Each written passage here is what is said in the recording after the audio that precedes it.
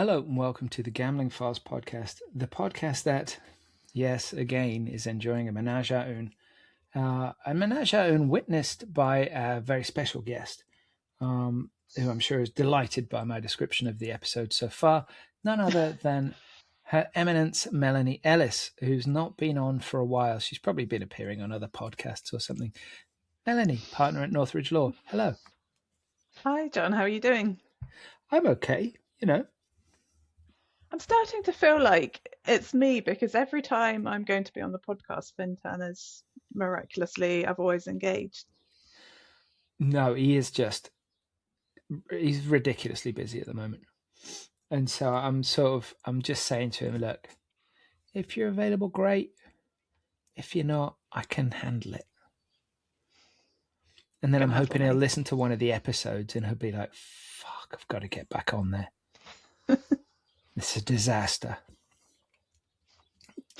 Okay, hopefully not this one then. Well, we'll see. Although I do need to ask the question that everybody will have on their minds, regular listeners certainly. Have you been doing any baking lately? No, it's way too hot to do any baking. You've got windows and doors you can open, surely. Oh, still, no, I don't want to put the oven on unnecessarily. Do you have an air fryer? No, you can't bake in an air fryer? Yes, but no, I don't have an air fryer. You can bake in an air fryer. Okay, you can't bake very many things. It's not the point. It's quality, not quantity. I mean, how many are in your family? Well, four. There you go. Perfect. 2-drawer air fryer. Job done. You don't know how hungry my kids are. Well, I can find out. Mel, how hungry are your children? They're really hungry. Yeah. Especially the growing 11-year-old. He is very hungry. Are your kids, I mean, I hate to ask this, I hate to sound as though I'm body shaming or judging people, but are they fat kids? No, they're not at all.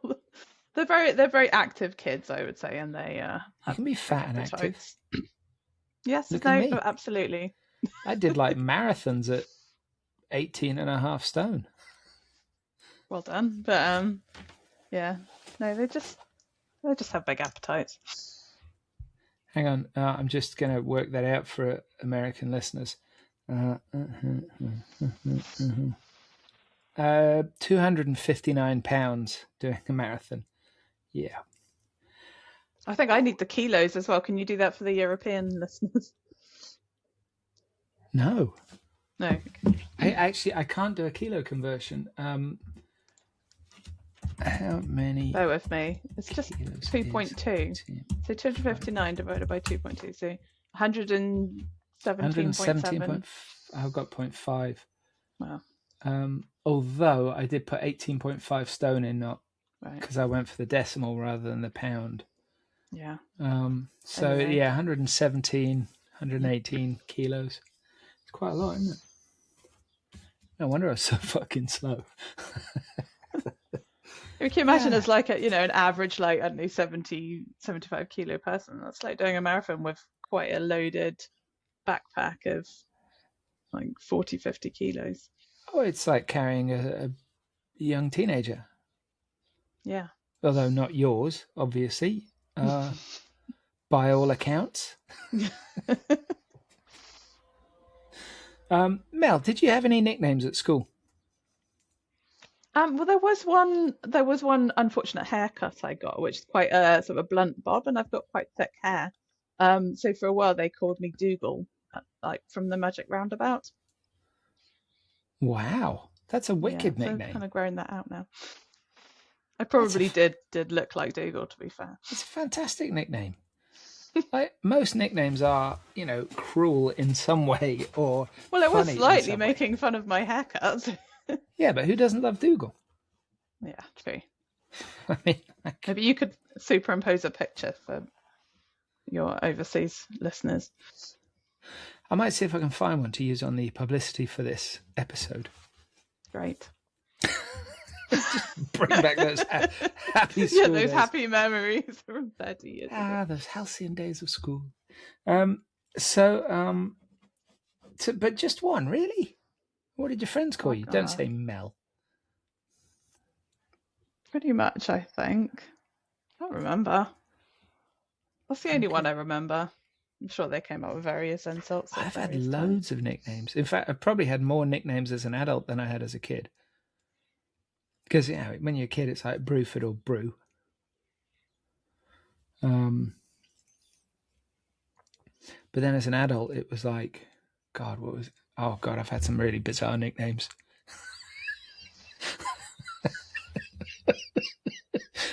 Just laugh to yourself.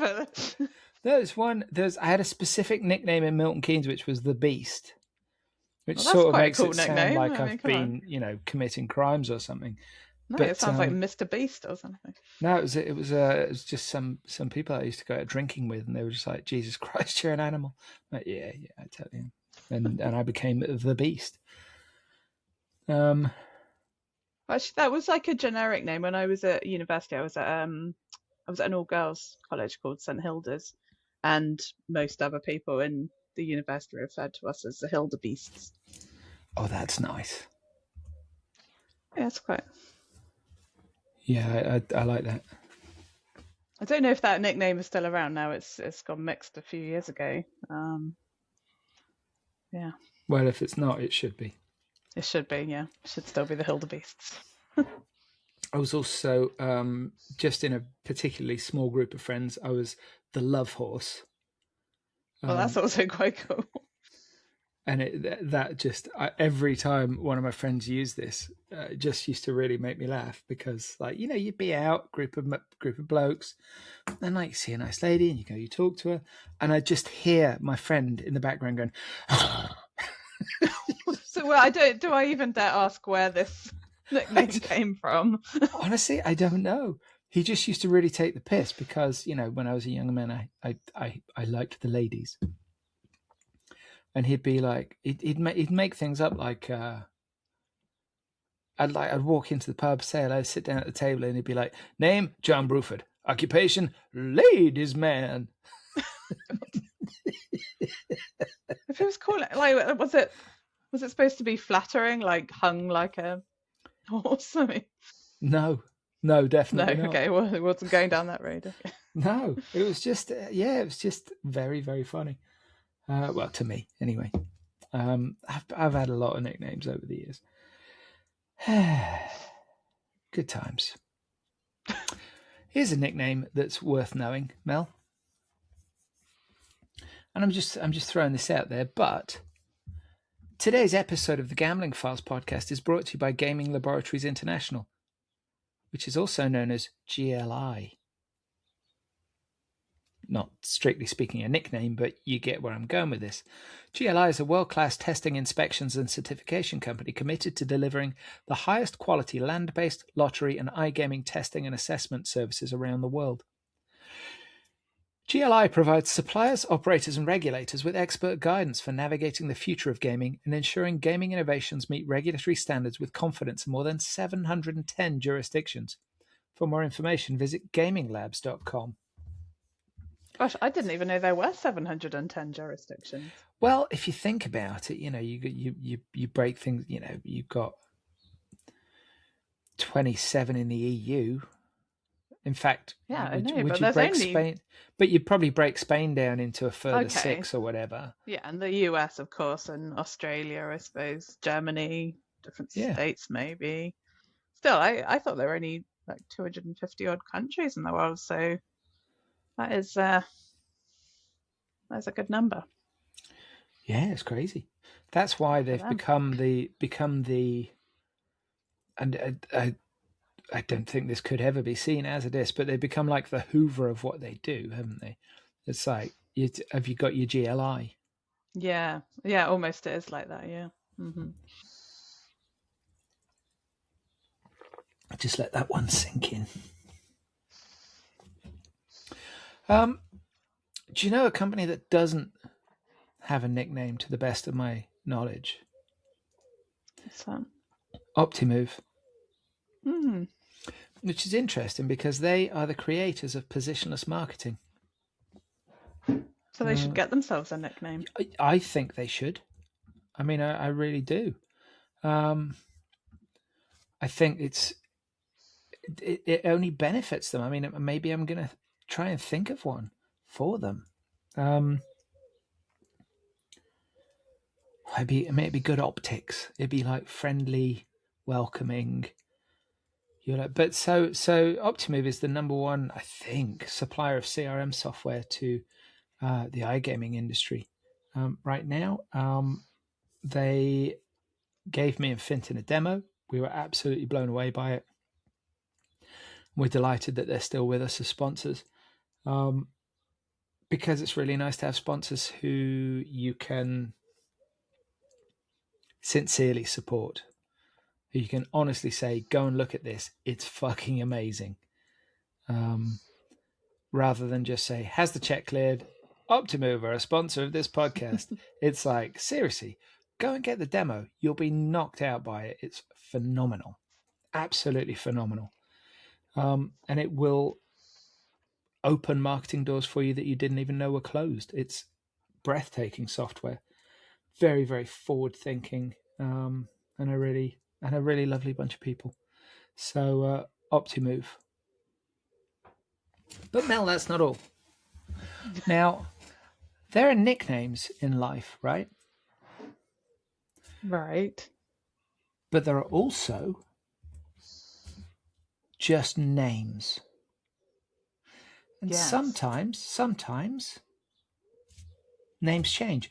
Like I was married years and years ago, but I'd known the lady that became my wife. I'd known her since I was about 15. She used to be a customer in the video shop that I worked in. And we became friends. We used to like go to the cinema together and stuff, and just like muck about.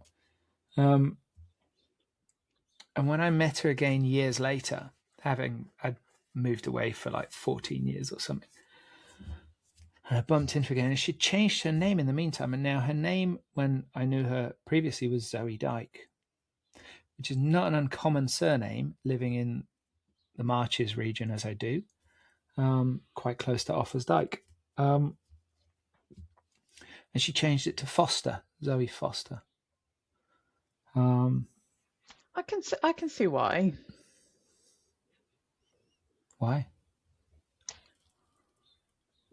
You're gonna make me spell it out. I know how to spell it. I married her. Yeah. Yeah. I might consider that if that was my name. Not that there's anything wrong. Well, the rest of with her the family name kept it. Dyke. Okay. I think it's just she had a great affinity and a real closeness with her maternal grandfather, and he was a foster. And she changed that's it a nice reason. for his name. Yeah, people change, and sometimes names change through marriage. She didn't change it when we got married, which is kind of fair enough because Bruford's a bit of an odd one. But yeah, names change. Are you married, Mel? Yes, I am. Did you change your name when you got married? I did, yes, because my previous name was quite hard to spell. Well, it's not difficult. It was Now Wassel. you've got to tell us what it is. It's like, so Wassel, Wassel was my maiden name. It's quite unusual, so I'd have to spell it out to people. You know the thing that makes that difficult to spell out, though? What? This is going to sound really odd, but bear with me here. It's the W. Okay. Because you're saying W, double S, double L. WA, yeah, there's a lot of doubles. And I think it's the W that throws people. Yeah, and not always easy to pronounce as well, I suppose, if you're Scandinavian or Germany, you'd think it's Vassell. So, and I was quite young when I got married, so I suppose I hadn't really sort of established a career under that name, so it just seemed easier to go with. When Zoe and I got married, she'd been trading for years as in her profession under her name, and it was quite an important sort of brand, so it didn't bother me at all. It wasn't an ego thing for me. Yeah, lots of people do a double-barreled name, or some people I think even just make up a whole new name or a portmanteau. That's quite cool. I just used to refer to her as the current Mrs. Bruford. How prophetic that turned out to be. Yeah. Yeah. Wonder why it didn't work out. Oh no, that mostly wasn't me. Yeah, anyway, I've been married for 20 years this year. Wow, that's a big anniversary. Yeah. What are you going to do to mark it? Well, so it was in February. We were going to go back to the place where we got married, which is in Switzerland. But when it came to it, looking at how the exchange rates had changed from 2.5 Swiss francs to the pound when we got married to pretty much 1 to 1, the idea of, maybe we'll go back and stay in the nice hotel that we went to before. And then we looked at the prices and quickly decided it wasn't that important to us that we go back to the exact same place that we got married. Wow. If anybody from the board at Northridge Law is listening, it's time for a pay rise. But names change. We've established that.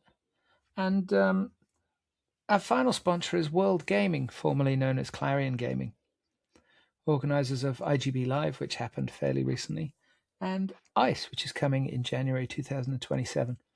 There really isn't anybody better at what they do, which is the nuts and bolts, the fundamentals of putting an excellent event together in an excellent place and letting the industry get on with being excellent. So thank you to all of our sponsors. You make it possible for us to put out over 3 hours of podcast content a week. In fact, it's probably more like 4, but anyway, it's a lot. So blame them or thank them. I'm not sure which, but thank you from me, certainly. So no baking though, Mel. Get yourself an air fryer. It's not like you've got to have the oven on. You can do cupcakes and all sorts in there. I'm told that they're good for baking. I don't know because mine's always got meat in. Okay.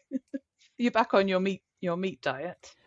Yeah, I'm broadly back on that. I was I've been talking about this on the addiction podcast. I've been struggling a bit with like emotional binge eating, which has seen me put a ton of weight back on. And I went to the doctor, and the doctor was like, he gave me some bad news. He said, "John, I've got some bad news." I'm like, "What is it, doctor?" He said, "You're a bit of a fat fucker." And I'm like, "Oh no, I had no idea." Thanks, doctor.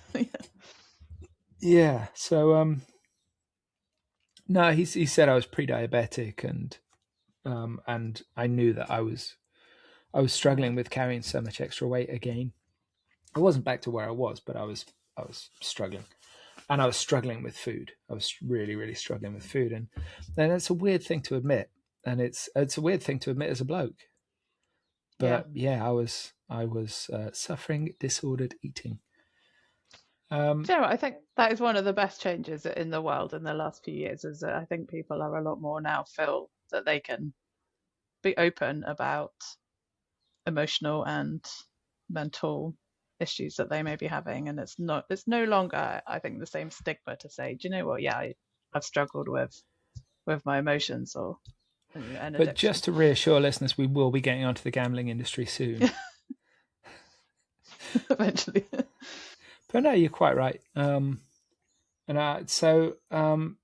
But coincidentally, a week after that or whatever, I was in Vegas for the conference on risk and gambling at UNLV, which was brilliant. And I did an interview with an academic and an associate professor at UNLV called Shane Krause. And Shane studies a bunch of things, but gambling addiction, disordered eating, and also sex and porn addiction. And we were talking about commonalities between disordered eating and disordered gambling. And when we stopped recording, I was talking about what had been going on with me, and like, hey, check it out, I've been diagnosed as a fat fucker. And I went into why. And he said, well, look, I'm not one of these people who's like, take a pill, get a jab or whatever, it'll all be fine. He said, but a friend of mine's been in almost exactly the position that you're in.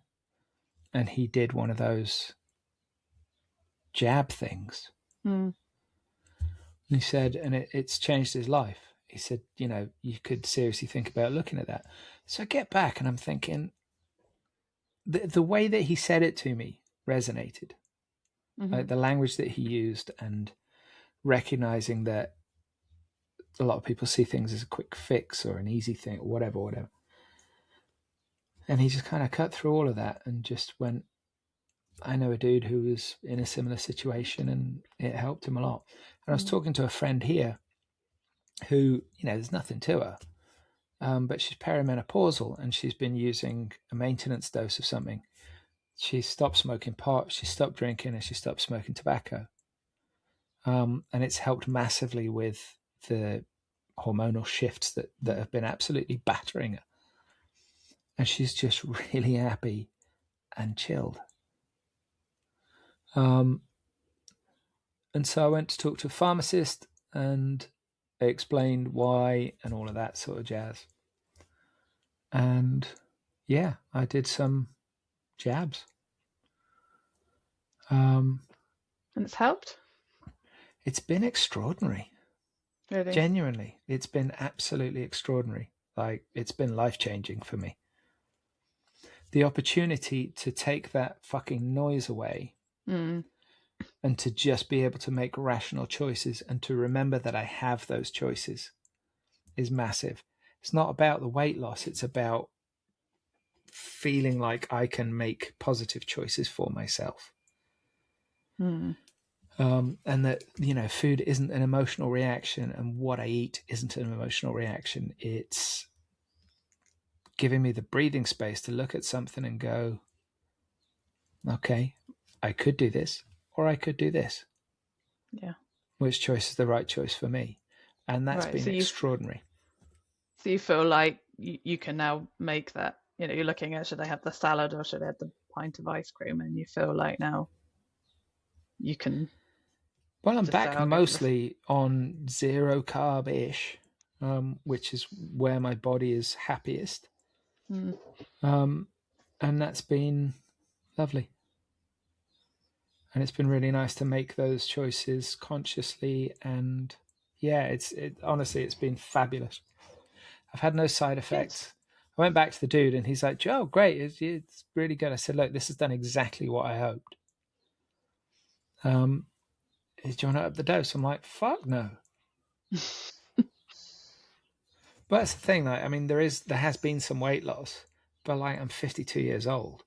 If that comes off really fast, I'm basically going to be able to make a spare skin suit for myself. Yeah, I think much better that you are patient. Do it slowly, yeah. That's the thing, like, I know how to lose weight. I know how to do all of that stuff. This is that everybody knows. Eat less, do more exercise. Everyone knows that. It's not rocket science, is it? It's actually to be able to consistently make that choice of, I will go to the gym today even though I'm tired, or I will choose the the piece of fruit rather than the cake. Yeah. Or if you're gonna go for the cake, make it a fruit cake. That's good. Yeah, no, that doesn't help. Yes, it does. Or just don't do the baking in the first place. Which is your solution, apparently. Which is my solution. I just fill my fridge with high protein yogurt and fruits. 2 starving children, probably scratching at the door as we speak. Mummy. But my daughter, she's 14. She's been coming to the gym with me and doing weightlifting. So now she, like me, is wanting protein. She's craving protein, not biscuits and crisps. So that's good. That's very cool. That's a great habit to get into. It's really good because when I was her age as a teenager, I think my only thought was, how can I be thinner? At that time in the 90s, the media was filled with stick thin supermodels, and I only thought, I'm not thin enough. But she's not big in any way, but she's not stick thin.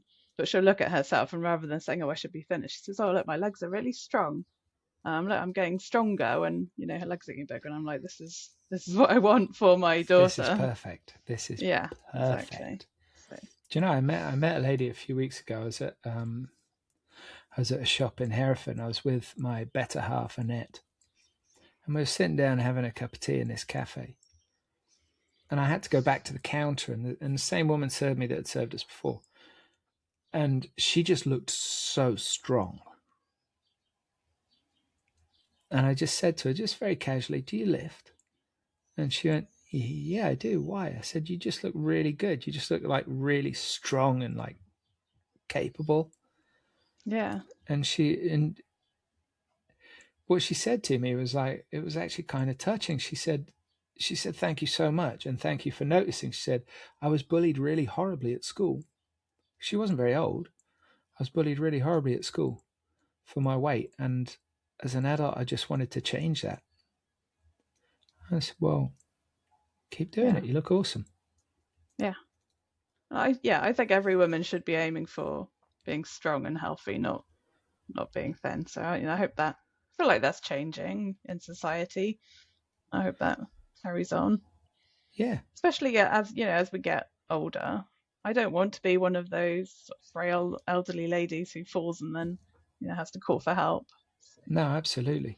And it's the muscle groups that waste fastest as you get older are actually quite easy to maintain. Like fast twitch muscles are relatively easy to keep, but things that are really massively important, and when it comes to falls and things like grip strength, Yeah. it's absolutely vital. And it's one of the best things that comes out of weightlifting is just being able to grab something and not fucking drop it like definitely. a banister. Yeah. Like the absolute basics. But if you're weightlifting, more than likely you're going to be doing some deadlifts or squats or weighted squats or whatever. And like keeping that posterior chain, the glutes, the hamstrings, the calves, keeping all of that together and working together and strong is massive as you get older. And you can see the difference between the people that have it when they're older and the people that don't. The people that don't are shuffling with sticks. People that do are 20 years older than them and just bouncing along. Yeah, and it's never too late as well. Like even in your 70s or something, you can still build muscle and get stronger. It's true. I mean, even Finton's trying. Wow. Okay, there you go. He must have a really strong neck though, with all of his hair. Yeah, maybe he doesn't need to work there. I don't know that there is an exercise that works the neck specifically, anyways. No, but everything that works the traps and the delts is going to, and the lats actually is going to work because the interconnected nature of everything. So that'll help him with the hair. So. Yeah, it's true. Yeah, good call. So Mel, should we talk about gambling? I mean, we've managed to jibber jabber for nearly 30 minutes there. That's I'm sure really I'm sure all your viewers are really fascinated in our discussion of weight loss and exercise when they've tuned in for gambling, and so. But this is the gambling bit now. Oh, good. Perfect. Ask me some gambling questions. Mel, there's been a lot going on in the UK, right? Yeah, there's been quite a lot. But there's been some quite contentious things going on. Like probably top of that pile, with the top two things. One is Gambling Commission. The other one is the affordability checks. Let's start with affordability checks. Okay, you mustn't call them that. Yeah. Sorry, that's not what I said. We mustn't. The Gambling Commission has no requirement for affordability checks. No, and I wouldn't ever suggest to note. You would never suggest that, or suggest that they had ever indicated that we should be checking affordability. Yeah, why? Who knows? So financial risk assessments. Yeah, the financial risk assessments. Yeah, I mean there's been a lot of discussion and a lot of panic, I think, about financial risk assessments. But maybe we can think about how justified it is. Maybe we can talk about that. I think that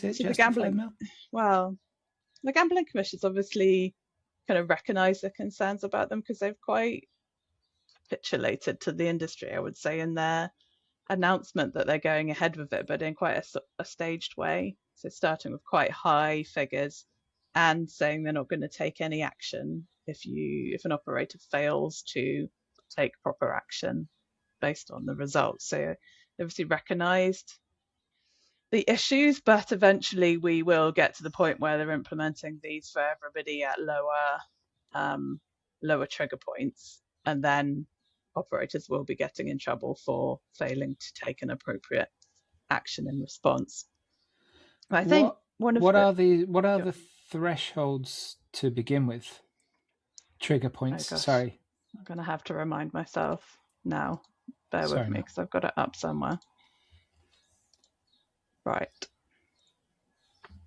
Okay, you may have to cut this bit out, to be honest, because I can't remember the exact triggers. Let me just bring it up so I don't give anyone the wrong information. I don't want to say something and it not be. No, but it's a live discovery. You know what I mean? It's just like yeah. So let's find out together exactly what the people read John Grisham books. I'm sure they can live with this. to be. Okay, so stage 1. Customers who are 25 years and older, it's going to be triggered when they spend £5,000 or they lose £5,000. So this is a net deposit threshold in, I've lost it again, in a 24-hour rolling period. And if you're under 25, it's going to be £2,500 net deposit in a rolling 24-hour period. So that's going to be the starting. Well, that's going to trigger. It's quite a lot. Request a financial risk. And this, and this is just for the largest operators, I think, who are going to be initially starting with this. And then there's going to be some further engagement with the Gambling Commission about how this goes.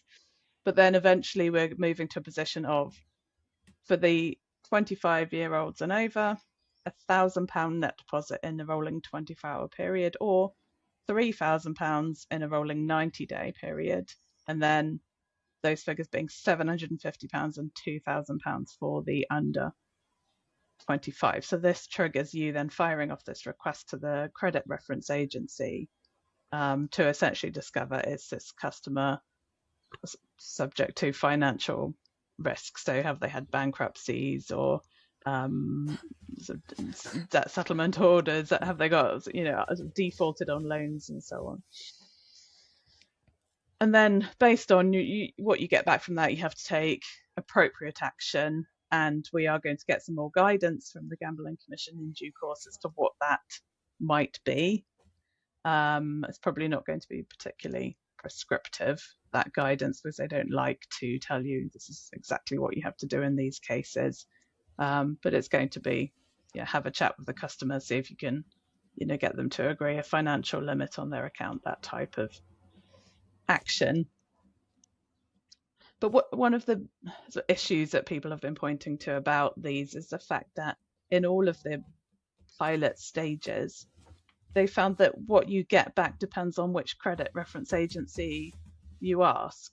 So if you go to Experian, maybe they say, this customer's at financial risk, or whatever the wording of the result will be, and then perhaps Equifax tells you, no, they're absolutely fine. And it's because if you're a lender, you don't have to report events like defaults to every single credit reference agency. So they're all going to have a different picture of the same customer. So, you might, I guess there's two things that could go wrong. You could get a false positive, and that could be caused by, so this would be you getting back a result saying the customer is at financial risk when actually they don't actually now have any of the indicators. So this might be caused by maybe out of date information. So perhaps the customer was behind on their mortgage, but actually now they've managed to bring that sort of back up to where it should be, and they're no longer in default, but the credit reference agency doesn't have that up-to-date information. Or you could get a false negative where the risk assessment returns a kind of a green light result, but actually that agency didn't know that the customer perhaps had defaulted on a loan very recently. So you're doing this assessment on a customer because they've spent a certain amount of money, and you may either wrongly be told that they're at financial risk or wrongly be told that they're not. But the hope is, I suppose, at the Gambling Commission that most of the time you're getting a decent picture. And you're going to combine this with everything else you know about the customer already and try and decide what you need to do, and it's going to, at least in most cases, start with an interaction with the customer. So yeah, I mean, like, I guess that's where we are. The BGC is not happy on behalf of the industry about them being implemented now, before I guess the Gambling Commission have really evaluated the pilot stages and how this issue is impacting the results. So the feeling is that it's been rushed a little bit. Yeah, I suppose that's true. But then, equally, I would say, as an operator, you probably want this to just be settled. It's been hanging over you for so long. You want to, what do I need to do? I want to implement. Yeah. So yeah, I think the Gambling Commission thing, it's been going on so long. We just need to make a decision and get going with this. Do you think that? And this is a controversial idea. Do you think sometimes people just like pissing and moaning about things? I mean, essentially, being the pissing and moaning mouthpiece of the gambling industry is arguably what the BGC is and does. Yeah, I mean, yeah, in a way, it's their role, isn't it, to, if there's an issue, that they point it out and they advocate for the industry. We don't want regulations to come into place if they've not been properly thought through and tested and evaluated. So I think that's a reasonable role for them to take, but it perhaps slightly it is overstated, because this is just part of the overall picture of looking at the customer and their spending and what risks they might be at. So yes, in some cases, sometimes it's a thin file and there's not enough information to really give you anything on the customer, and as we've said, sometimes perhaps you're not getting an accurate picture. But you can take into account what you've learned and what else you know about the customer, and hopefully in the majority of cases you're going to then take an action that is appropriate to this customer and the risks that they might be facing.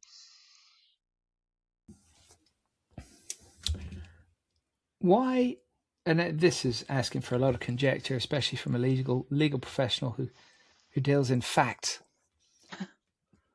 Why? I mean, I'm pretty positive the BGC are right.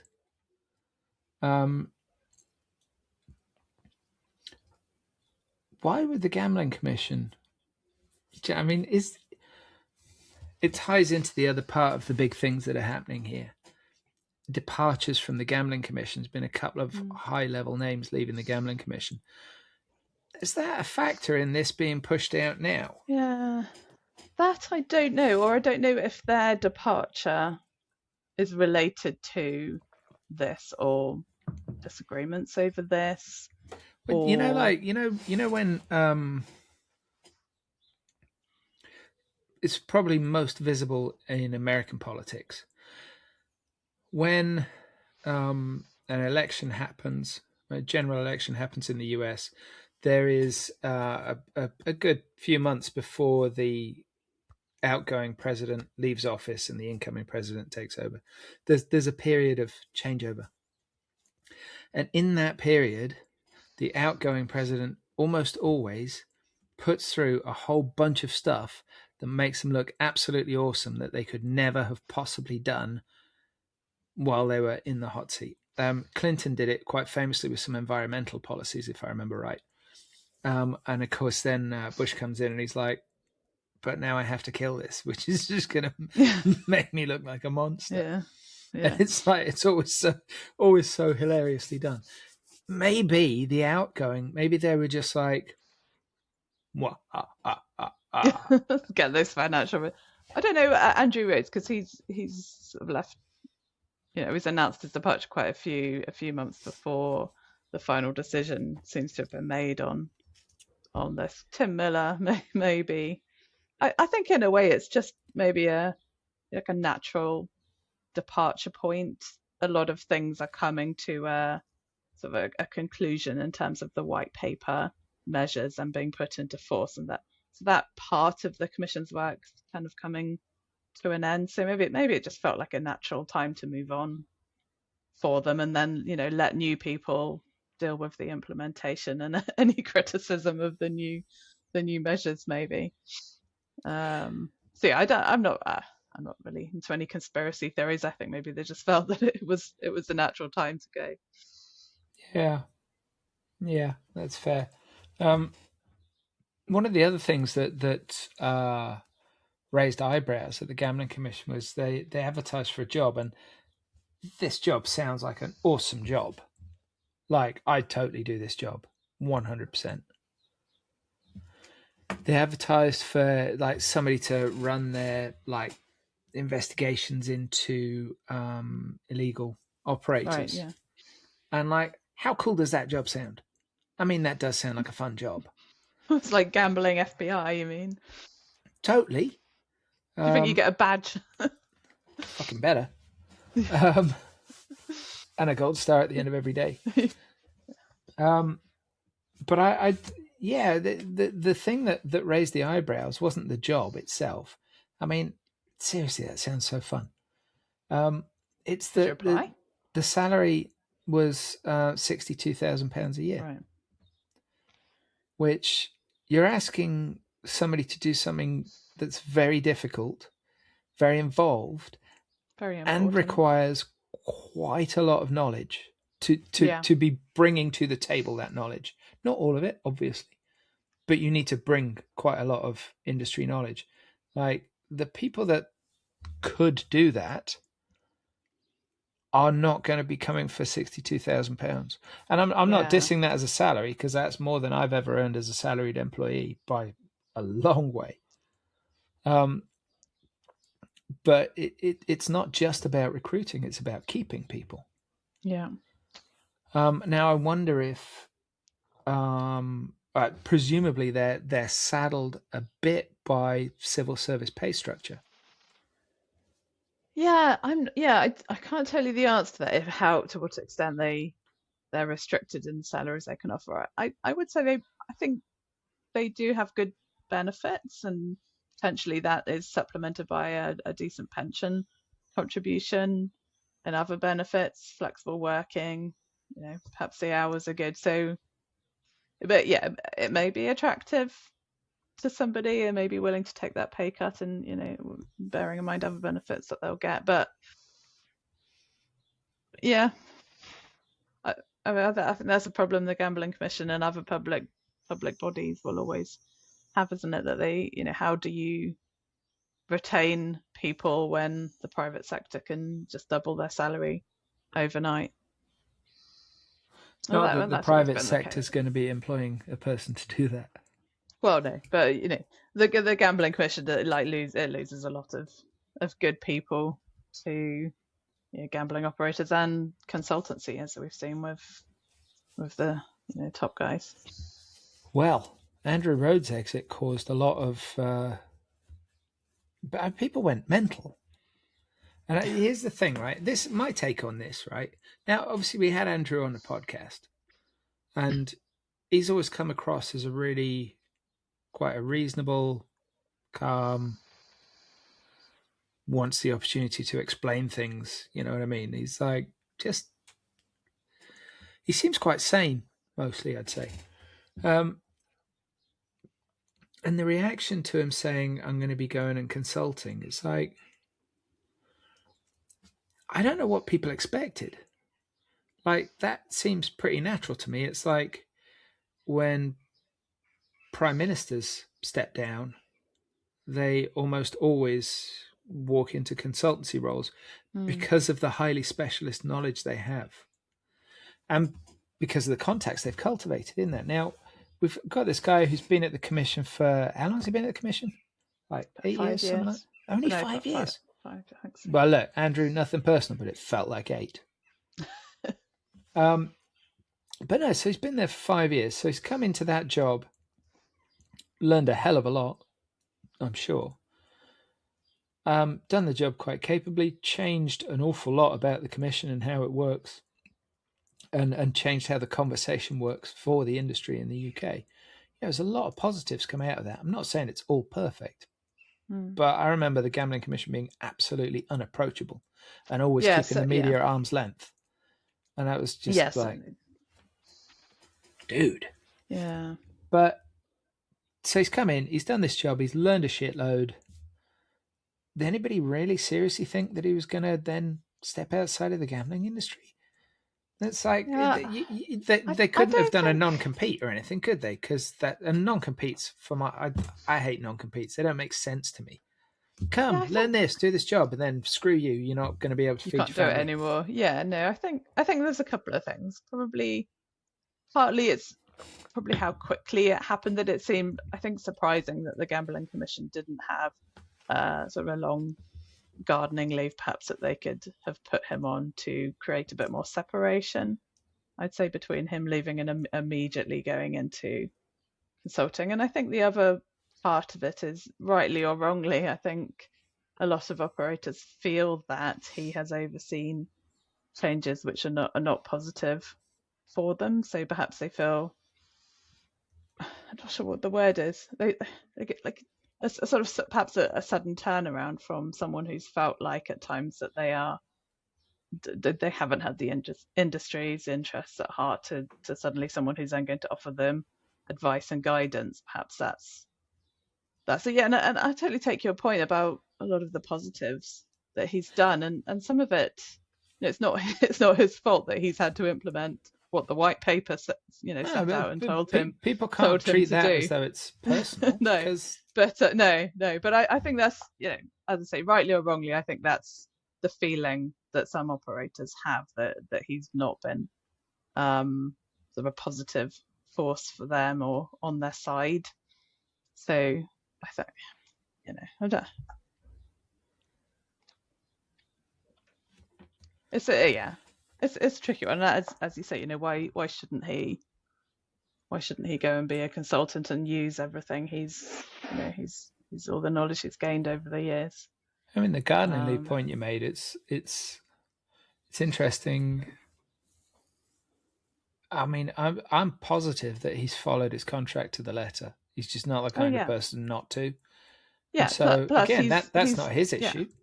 And he's joining forces with some of the top lawyers in gambling. So I used to work with them. I know they will have made sure everything is above board. So. You were working there when we first met, Mel. Yes, I was. I like to think that this podcast and me have been instrumental in being a springboard for your career to your heady heights of partner at Northridge Law. Yeah, I'm sure that's the case. You think you'd have gone further if we'd never met, don't you? You think we've been? Who knows, John? Who knows? Who knows?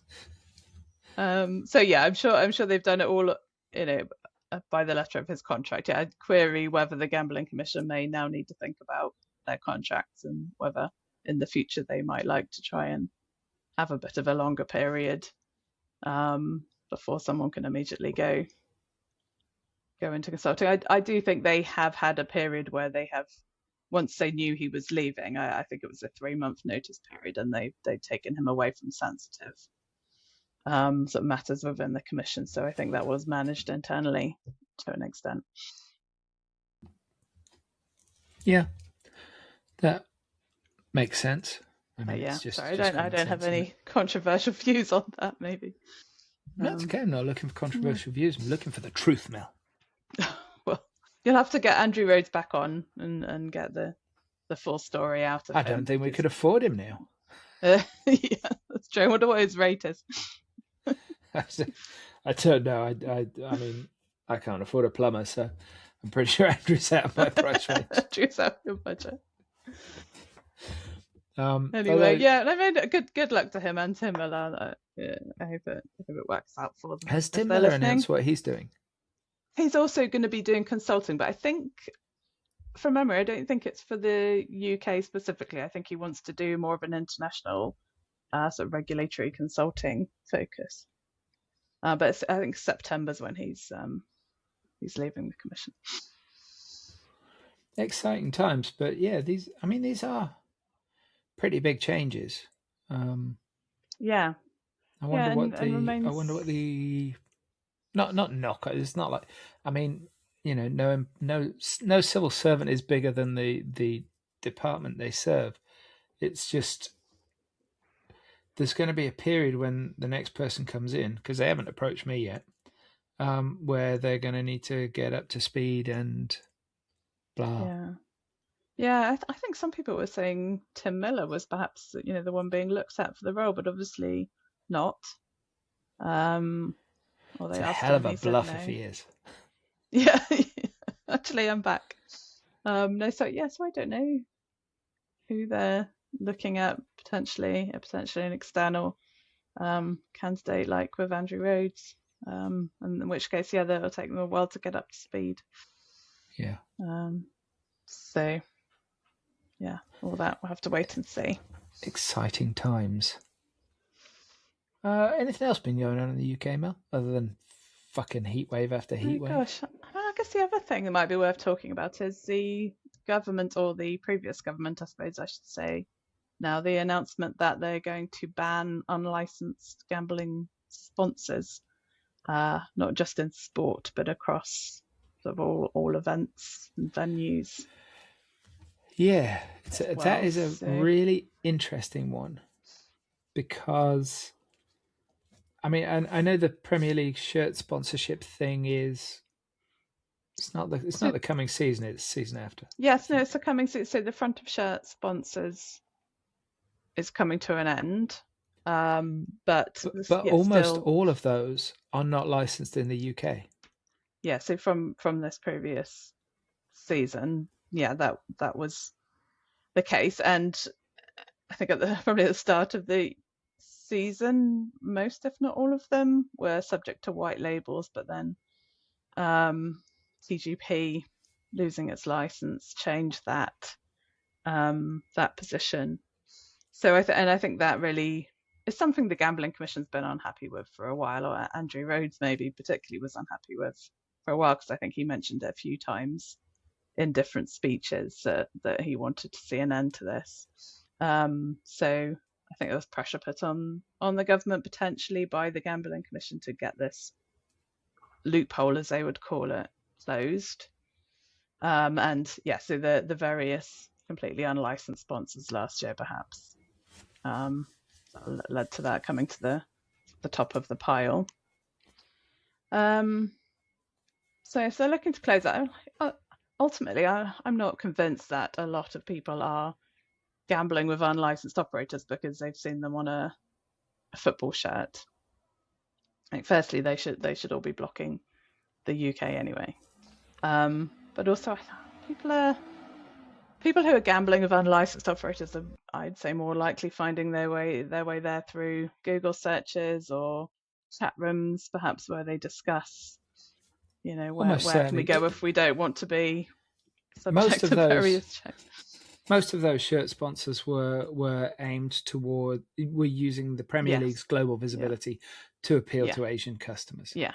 Fundamentally. And it's you know what, if I were such a person, I'd be thinking to myself, what other leagues do English people watch?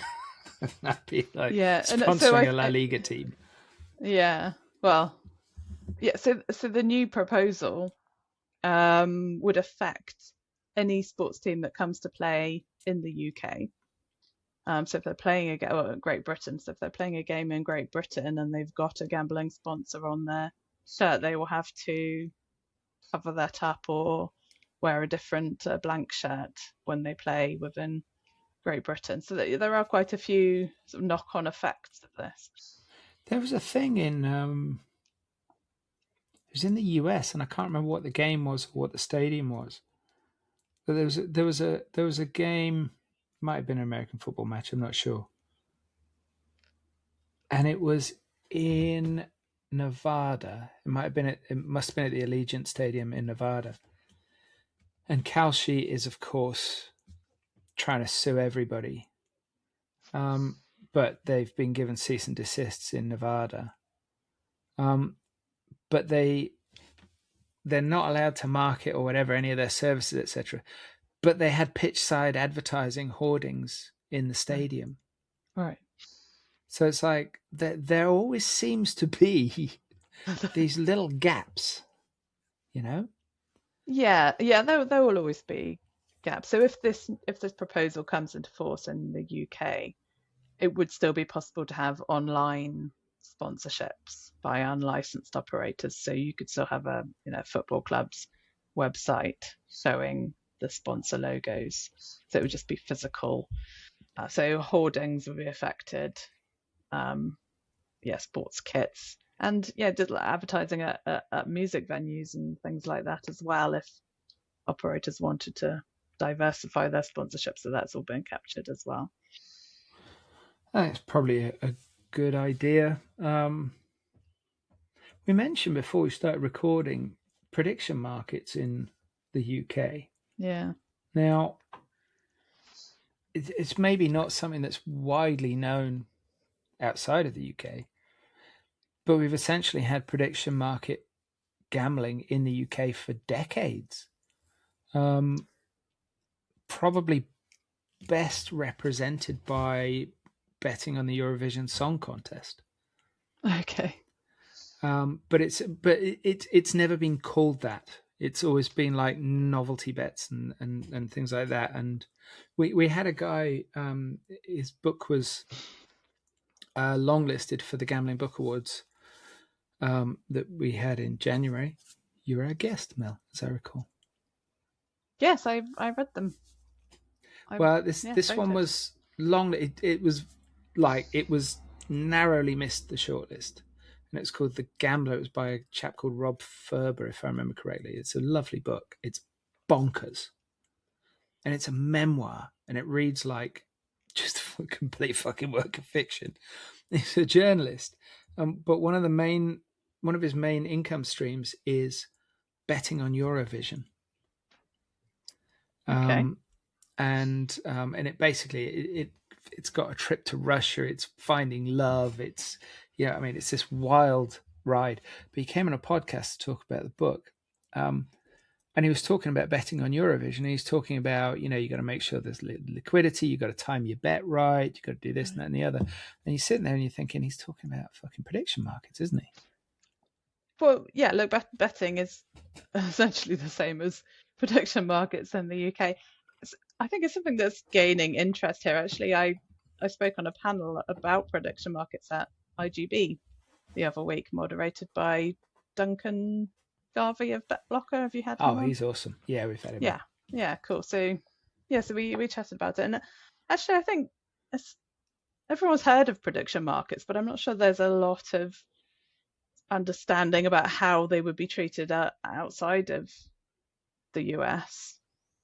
And certainly in the UK, they are basically just a betting exchange. It's just how you wrap it up and you call your bet yes, no, or however you want to word it, and you're paying for the yes, and you get the say you pay 50p because it's 50-50 to happen, and then if it does happen, you get your pound.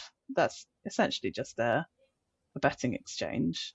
I mean, in a nutshell, I don't think anybody in the UK cares. Yeah. So but and then, I think we didn't restrict sports betting and shit like that for centuries. Yeah, exactly. So that's why, yeah. So I think in the States, to call it a financial product, a futures product, is a pragmatic approach, I'd say, because you can't regulate it as betting. It's not always sports for a start, and many states won't allow betting anyway. So I think that's why that approach has been taken in the US. In the UK, it's quite interesting. Most prediction markets would be betting within the Gambling Commission's remit, but actually there are some that would probably fall within the Financial Conduct Authority's remit in the UK if you're betting on something which is like a financial index. If you're betting on share prices or currency exchange rates, that type of thing, that would actually fall within the FCA's remit, and they have banned binary bets, so yes no bets on these types of markets. So you mean yes no trades? Yeah, trades bets. So if you were to have a prediction market in Great Britain, you would have to be careful about what markets you offered to make sure you didn't stray into the FCA's action that they might want to take against you. And you'd obviously need to persuade the Gambling Commission that you were staying on the right side of that line. And you'd also need to be careful about how you're presenting the product, because if you're calling it trading, things like that, you could be misleading to customers, get into trouble under misleading contract terms legislation, as well as with the Gambling Commission. So the value of trades can go up as well as down. Yeah, so you don't want to be saying that. Your bet could lose as well as win. So you need to be careful about how you present it, about what markets you offer. But ultimately, you could do this in the UK, and a few operators have started doing. I think there's like an easy bet prediction markets product available. So yeah, it's, whether it catches on in the UK, I'm not sure, because really it's sort of filling a need in the US, isn't it? Because we can't have countrywide betting otherwise, but that need doesn't exist in the UK. So yeah, we'll see. But it's an interesting one. Yeah, like you say, we'll see. Yeah. I think, Mel, you should bake some cakes. Basically. Right. I think your kids will thank you. Stop talking about gambling. Have we missed anything out there? What, in terms of what's been happening in the UK? I don't know. So there's lots of other fascinating topics we could go through, but... Oh, are there? Are you sure? Don't know what's been happening. Oh, well, I don't... Yeah, I mean, do we want it? We can talk about the gambling survey for Great Britain, or general election betting offences, and what else has been happening. Are the general election betting offences just like, oh my God. Some people seriously don't think the rules apply to them, do they? Right, yeah. It's an interesting legal point, actually, and interesting that the Gambling Commission is using the cheating offence in the Gambling Act to prosecute. There was the one guy which was fair enough, because he bet against himself in the election. And that's, I kind of think, fair enough. That's your hedging bet, isn't it? Really, it's like if I lose, well, at least I got 1,500 quid or whatever. Yeah. This is why I bet on Brexit, because I thought I don't want it to happen, but if it does happen, at least I'll make some money. Believe it happened. I know. But yeah, people with inside information about when the general election was going to happen, going and placing a bet on that.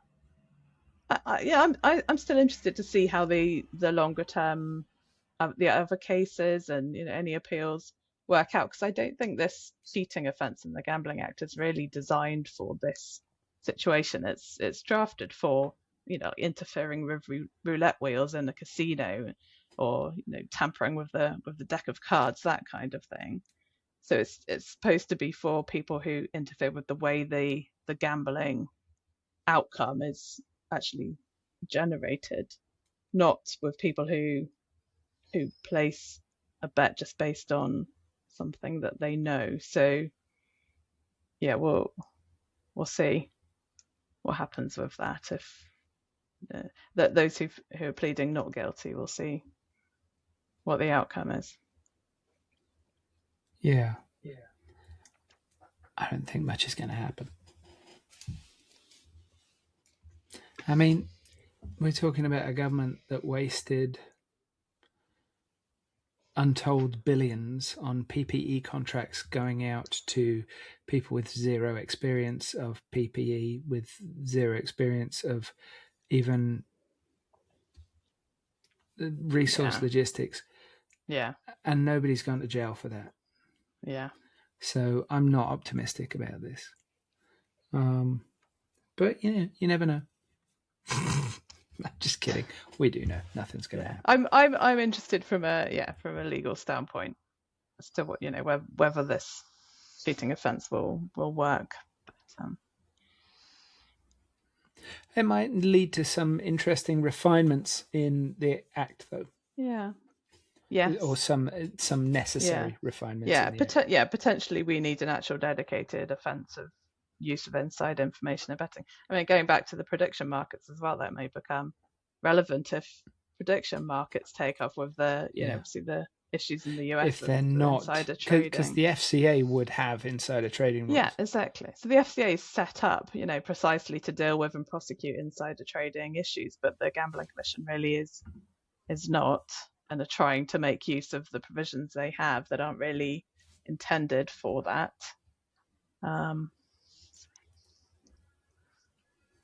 Okay. Melanie Ellis, thank you for your time today. You're welcome. It's always a pleasure. I don't care what Finton says. It's always a pleasure. So why is he not here? Yeah. Well, I hope you. Who's the guest? Oh no, I'm busy. Yeah, exactly.